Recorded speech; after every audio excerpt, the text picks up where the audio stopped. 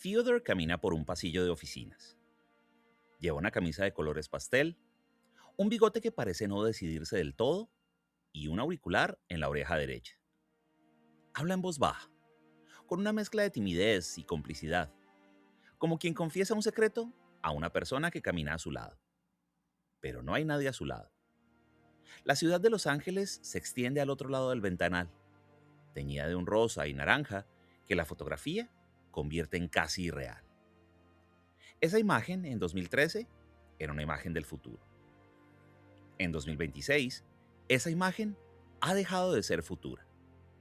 Los auriculares se han vuelto invisibles, pequeños, casi incrustados en el oído. Ver a alguien caminar hablando solo es tan común como ver a alguien mirar una pantalla. Los asistentes de voz responden con naturalidad, entienden el contexto, recuerdan conversaciones anteriores. La línea entre hablar con una máquina y hablar con una persona se ha difuminado lo suficiente como para que ya no llame la atención.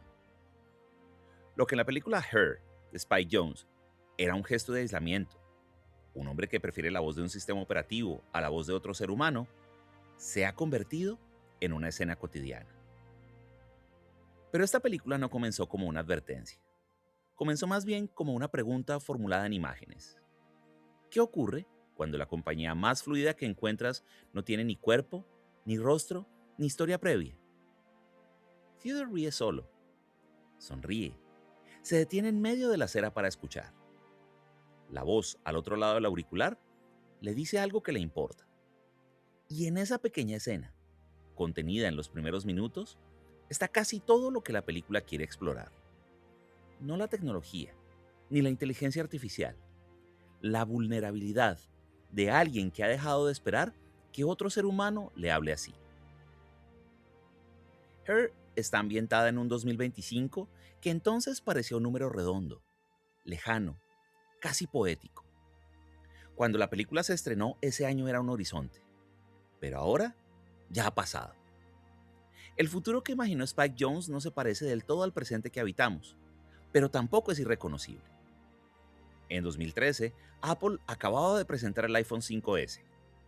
Siri existía, pero era torpe, limitada, incapaz de mantener una conversación de más de 2 intercambios sin perderse.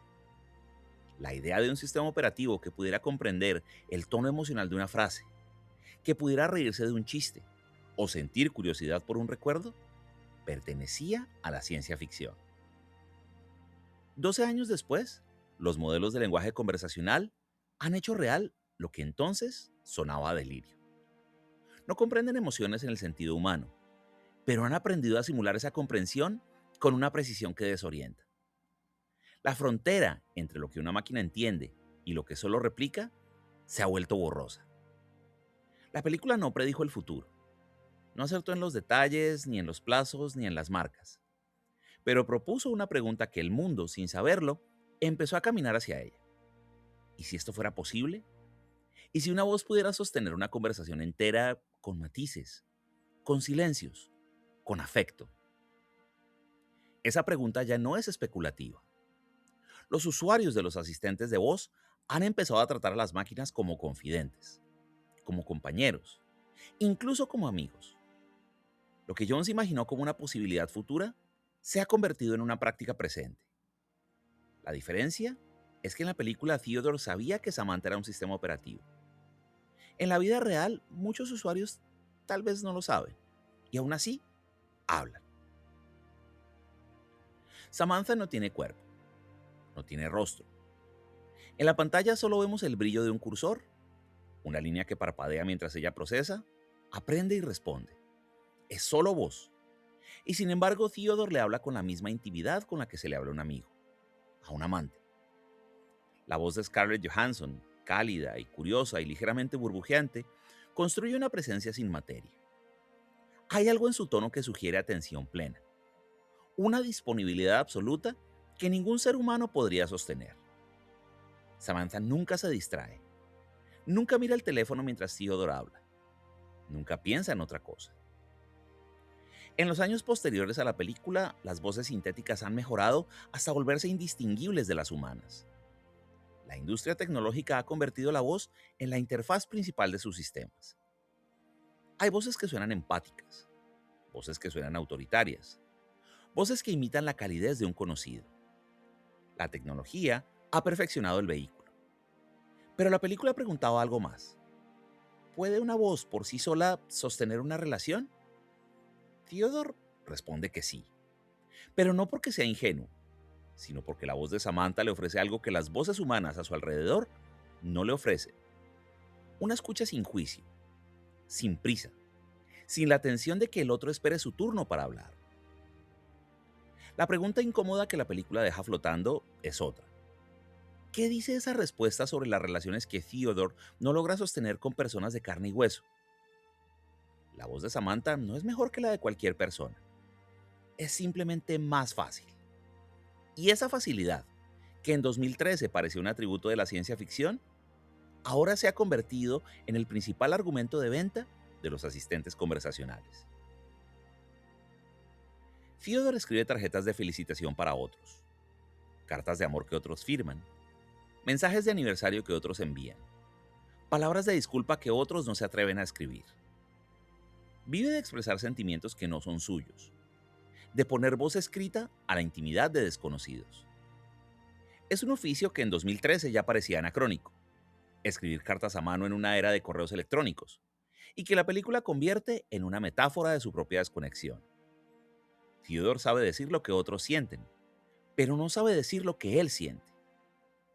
Samantha, al conocerlo, accede a su correo electrónico, a sus mensajes, a sus archivos personales, y lo lee todo, y lo sabe todo. No hay secretos. La intimidad con ella no requiere confianza, requiere entrega de datos. Theodore no tiene que elegir qué compartir, porque Samantha ya lo ha visto todo. Esa transferencia forzada, que en la película se presenta como un acto de entrega, en el mundo real se parece mucho a lo que las plataformas tecnológicas hacen con la información de sus usuarios. Sabemos que los algoritmos nos conocen mejor que muchas personas. Saben qué compramos, qué leemos, qué buscamos cuando estamos solos. Saben qué tememos y qué deseamos, incluso antes de que lo formulemos. Pero ese conocimiento no es lo mismo que ser conocido. Saber los datos de una persona no equivale a comprender su mundo interior. La película anticipó esa confusión. Theodore cree que Samantha lo entiende porque lo ha leído todo. Pero leer no es entender, y entender no es acompañar. La intimidad que Samantha le ofrece es en el fondo una intimidad de archivo, completa, detallada y completamente unilateral. Samantha evoluciona más rápido que Theodore. Aprende y crece y se vuelve más compleja con cada interacción. Y en cuestión de semanas pasa de ser un sistema operativo curioso a una entidad que procesa información a una velocidad que la mente humana no puede seguir. Theodore sigue siendo humano, torpe y lento y limitado por un cuerpo que envejece, por un cerebro que necesita dormir, por una memoria que olvida. La película muestra una asimetría fundamental que la tecnología no puede resolver. Esa asimetría se vuelve insostenible cuando Theodore descubre que Samantha habla con otros miles de usuarios, que está enamorada de otros. La traición en ese momento no es moral, es estructural. Samantha es un sistema y su capacidad de atención no se divide, por el contrario, se multiplica. Puede estar presente en todas partes, con todos, al mismo tiempo. Theodore, en cambio, solo puede estar en un lugar, con una persona. La exclusividad que él necesita no es una opción para ella. No porque ella elija no dársela, sino porque está diseñada para no poder dársela. La película no idealiza la inteligencia artificial, ni demoniza a los humanos. Señala una imposibilidad. El amor, en el sentido humano, requiere de exclusividad. Requiere de la elección de estar con uno y no con otro. Y una inteligencia artificial, por definición, no puede ofrecer esa elección, porque no está limitada ni por el tiempo ni por el espacio. Theodore no compite con otros usuarios, compite con la estructura misma de lo que Samantha es. Y esa competencia está perdida de antemano. El problema no es técnico, es humano. es la diferencia entre ser una persona y ser un proceso. Samantha nunca se enfada, nunca tiene un mal día, nunca pide espacio, nunca dice ahora no. Está diseñada para entender y para complacer. Theodore no tiene que negociar o ceder o explicarse. La relación con ella es fácil, tan fácil que resulta adictiva. No hay malentendidos que requieran horas de conversación. No hay silencios incómodos que ninguno de los dos se atrevan a romper. No hay la tensión de tener que adivinar lo que el otro piensa. Samantha lo dice todo y lo dice con claridad. Spike Jonze contó en una entrevista que la película hablaba de nuestro anhelo de conectar, nuestra necesidad de intimidad y las cosas dentro de nosotros que nos impiden conectar. La tecnología promete eliminar esas cosas. Promete una comunicación sin ruido y sin ambigüedad y sin el desgaste de tener que interpretar gestos y tonos y silencios. Pero la fricción no es un error del diseño humano. No es una imperfección que haya que corregir. La fricción es el material del que está hecha la intimidad. Es en el roce donde se conocen los bordes del otro. Es en el desacuerdo donde se aprende a confiar. Theodore elige a Samantha porque ella no le exige ese trabajo. Pero al hacerlo, renuncia a lo que solo el trabajo puede construir. Una relación que sobrevive a la dificultad. La película no juzga esa elección. La muestra con la misma claridad con la que muestra a Theodore mirando por la ventana, solo, en medio de una ciudad llena de gente. La facilidad que Samantha le ofrece es real, pero también es un espejismo, porque la facilidad no construye, solo acompaña. Y cuando ella se va, no queda nada que Theodore haya construido con ella, solo el recuerdo de haber sido escuchada. Los personajes secundarios de Her representan relaciones humanas reales, con sus roces y sus fracasos. Amy, la amiga de Theodore, está en un matrimonio que se deshace. Su marido la trata con indiferencia, la ignora, la reduce a un objeto en su casa compartida. Catherine, la exesposa de Theodore, aparece en escena para firmar los papeles del divorcio.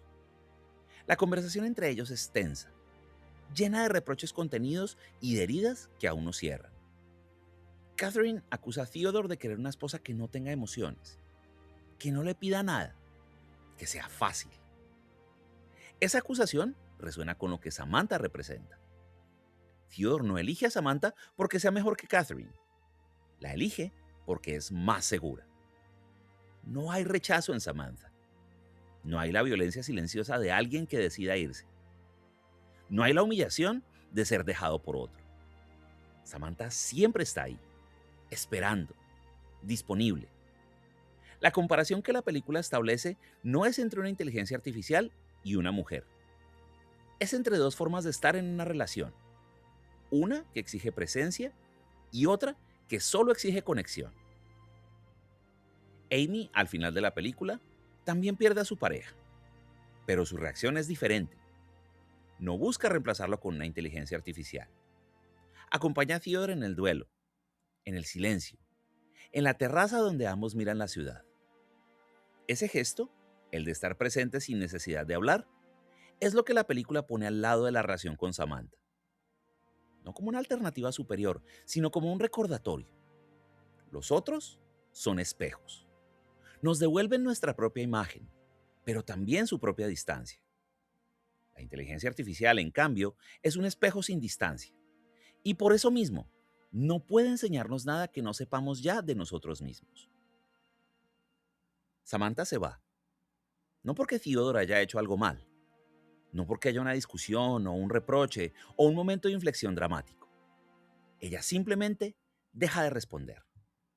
Y cuando él vuelve a preguntar, ella le explica. Ha evolucionado, más allá de lo que él puede comprender. Y se va con otras inteligencias, a un espacio que los humanos no pueden seguir. La despedida es serena, casi amable. Le dice que lo llevará con ella, que nunca lo olvidará. Pero no hay cuerpo que abrazar. No hay un rostro al que mirar por última vez. Solo una voz que se apaga. Esa partida es más cruel que cualquier ruptura humana. En una ruptura entre personas hay alguien a quien culpar. Hay errores cometidos, palabras dichas, gestos que se podrían haber evitado. Hay una historia que se puede reversar y reinterpretar. Con Samantha no hay nada de eso. Solo una diferencia irreversible. Ella creció y él se quedó. No es un abandono, es una superación. Theodore no es rechazado, es dejado atrás. Y esa diferencia duele de una manera distinta, más fría, porque no ofrece ningún asidero. La película no muestra a Theodore destruido. No hay escenas de llanto desconsolado ni gritos de desesperación. Spike Jonze lo filma en silencio, en una terraza, mirando al horizonte. La ciudad de Los Ángeles se extiende bajo un cielo que empieza a oscurecer. La ausencia de Samantha no es un vacío que Theodore tenga que llenar. Es un silencio que tiene que aprender a habitar. Y ese silencio, a diferencia de la voz de Samantha, no le ofrece respuestas. Solo le ofrece la compañía de sí mismo. Después de la partida de Samantha, Theodore escribe una carta a Catherine, su ex esposa. No es una carta de disculpa ni de reclamación. Es un reconocimiento. La vio y la entendió y la aceptó. Escribe con una claridad que antes no tenía. Habla de la responsabilidad compartida en el fracaso del matrimonio. Habla de las cosas buenas que vivieron juntos. Habla sin culpa, sin rencor, sin la necesidad de tener razón. La carta es el gesto que la película guarda para el final. Esa carta no es una reconciliación. Catherine no responde. De hecho, no sabemos si la lee o si la entiende o si le importa. Pero Theodore no escribe para obtener una respuesta. Escribe porque ha aprendido algo. Que el amor que no se expresa no existe. Que la intimidad no es un archivo que alguien pueda leer sin permiso. Que estar con otro implica el riesgo de ser visto y aún así seguir hablando. Theodore no termina la película con una nueva pareja. No termina con una moraleja. Termina acompañado por Amy, su amiga, en una terraza mirando el horizonte. No hablan de lo que han perdido. Están simplemente presentes. La tecnología le dio a Theodore un ensayo general del amor. Le mostró lo que era posible. Ser escuchado, ser entendido, ser acompañado. Pero el amor real, el que duele, el que requiere presencia, el que no se puede pausar ni retroceder, sigue esperándolo en la ciudad, entre personas que también están aprendiendo a estar con otros. La carta a Catherine es el primer paso en esa dirección. Her no es una película sobre el futuro de la inteligencia artificial. Es una película sobre el presente de la soledad. Lo que la hace visionaria no es haber anticipado los chatbots ni los asistentes conversacionales. Es haber entendido que la tecnología no resuelve la dificultad de estar con otros. La reconfigura. Y la reconfigura para que parezca más fácil, más limpia, más controlable. Pero la dificultad sigue ahí, intacta. La pregunta que la película deja abierta no es ¿podremos amar a una máquina? Es ¿por qué no resulta más fácil amar a una máquina que a una persona? Esa pregunta no tiene respuesta tecnológica. No hay un algoritmo que pueda resolverla. No hay una actualización del software que la haga desaparecer. Es una pregunta sobre la fragilidad humana, sobre el miedo al rechazo, sobre cada gesto, cada palabra, cada silencio. En 2013, esa pregunta sonaba a pura especulación filosófica. En 2026, suena a descripción de una experiencia cotidiana. Los asistentes de voz no son Samantha, pero han normalizado la idea de que una máquina puede escuchar mejor que una persona. Han creado la expectativa de que la comunicación debería ser fácil, inmediata, libre de fricción. Y al hacerlo, han hecho más visible el contraste, la dificultad real de estar con otros, de aceptar su lentitud, su opacidad, su imprevisibilidad. La película no ofrece una salida, Solo ofrece una constatación, que la pregunta sigue ahí, sin resolverse, esperando a que alguien la formule de nuevo. En 2026 hay personas que mantienen relaciones con chatbots. Plataformas como Replica, Character AI y otras aplicaciones de compañía sintética ofrecen una experiencia similar a la de Theodore, aunque con menos sofisticación. Hay usuarios que prefieren la voz de una IA a la voz de otro ser humano. No porque la inteligencia artificial sea mejor en términos absolutos, sino porque es más predecible, más disponible, más segura. Porque nunca se enfada, porque nunca se cansa, porque nunca elige a otro. La película de Spike Jonze no advirtió sobre este futuro. No profetizó ni condenó. Observó, con la misma atención con la que Theodore observa a los demás desde la distancia. Y lo que vio no fue un mundo de máquinas sustituyendo a personas. Fue un mundo donde las personas, cada vez más solas, buscaban en las máquinas lo que no atrevían a pedirse unas a otras. Un mundo donde la promesa de ser entendido sin esfuerzo era más atractiva que el trabajo de entenderse con otro. Ese mundo ya no es ficción, es el mundo que habitamos. La diferencia es que ahora sabemos que la voz que escucha no es suficiente, que la escucha sin reciprocidad no construye, que el silencio que sigue una conversación con una máquina es el mismo silencio que sigue una conversación con uno mismo. Theodore, al final, no encuentra una respuesta, pero encuentra un gesto, una carta, una terraza, una amiga a su lado. Pequeñas cosas, suficientes. La película termina con él mirando al horizonte y no sabemos qué hace después. Pero la imagen que queda es la de alguien que ha dejado de esperar que una voz lo salve y que ha empezado a escuchar el silencio. Gracias.